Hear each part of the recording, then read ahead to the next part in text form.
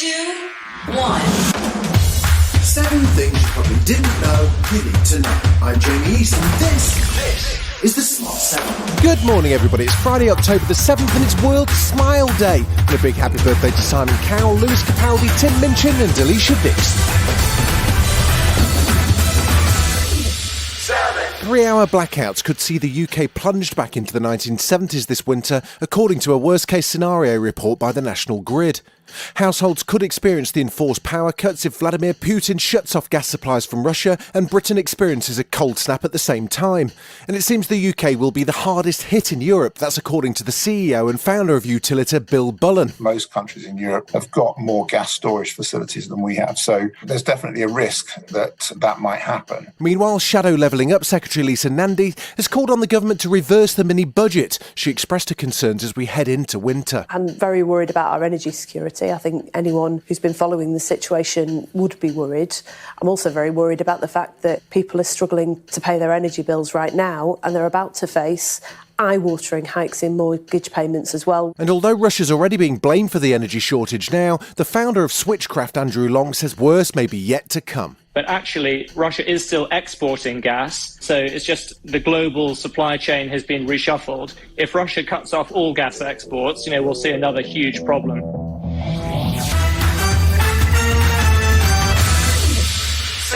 After a summer of strikes, it looks like a winter of walkouts as we head into the colder months.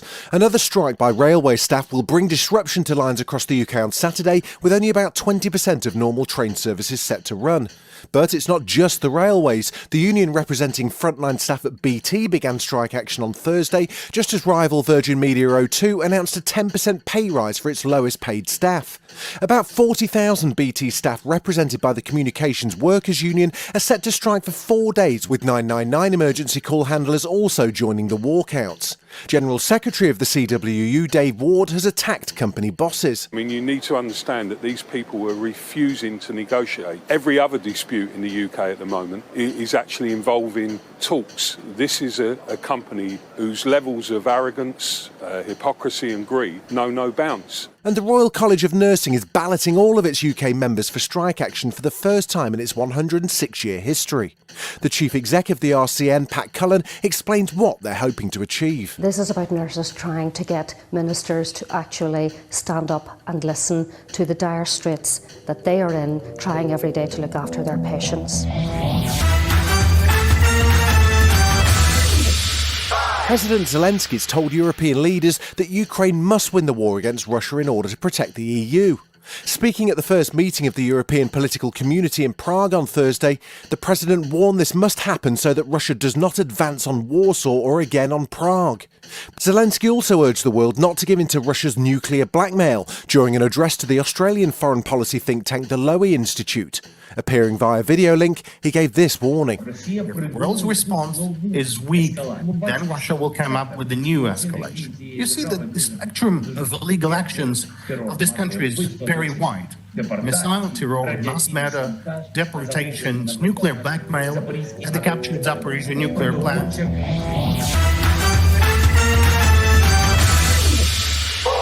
Thailand is in mourning after the death of 34 people, including 23 children under the age of 5, at a daycare centre in northeast Thailand. The attacker, an ex-policeman who is due in court on Friday on drug charges, carried out the massacre on Thursday afternoon and then returned to home where he killed his wife and son before killing himself. Flags are flying at half-mast across the country as Thailand grapples with one of the world's worst child death tolls by a single killer in recent history. The Thai King and Queen and Prime Minister are due to visit the community affected by the tragedy on Friday.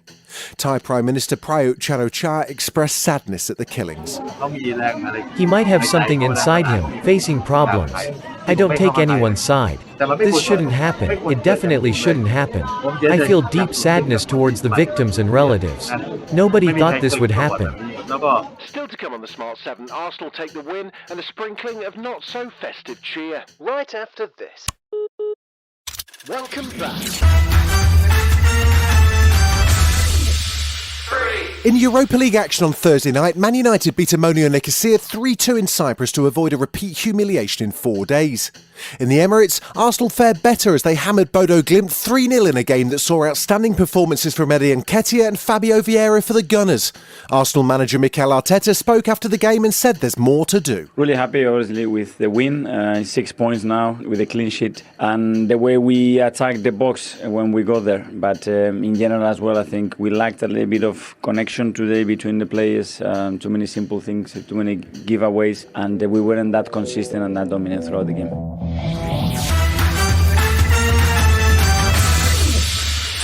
He's a man of many talents, but you didn't see this one coming. Brendan Gleeson's been wreaking havoc skateboarding around the Saturday Night Live studio in a new promo clip. The Irish actor will make his debut hosting the popular US comedy show on the 8th of October. He'll be joined by Willow, the daughter of Will and Jada Pinkett Smith, who'll make her debut as a musical guest on the show. I'm Brendan Gleeson. Most people know me as an actor, but the real me is a skater. Oh, we were shredding it. Sir, you can't skate in here! Up yours, copper. Sir! Sir!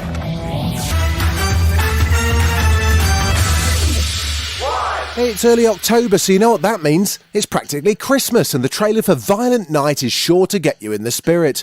The new festive movie will have you up all night waiting for Santa, but you'll wish you didn't. Stranger Things star David Harbour plays a grisly, more rueful version than the Kris Kringle of old in this holiday thriller. On Christmas Eve, the not-so-Saint Nick finds a family being held hostage by a gang and is forced to take matters into his own hands. You can catch Violent Night in cinemas from the 2nd of December, kicking off the holiday season by spreading cheer and spilling blood. My name is Trudy Lightstone. Are you gonna help us, Santa? Yeah, Trudy. Santa? You're on my nice list. Santa Claus is coming to town. Time for some season's beatings. This has been The Smart 7. Wherever you're listening, do us a favour and hit the follow button. We'll be back tomorrow at 7 a.m. Have a great day.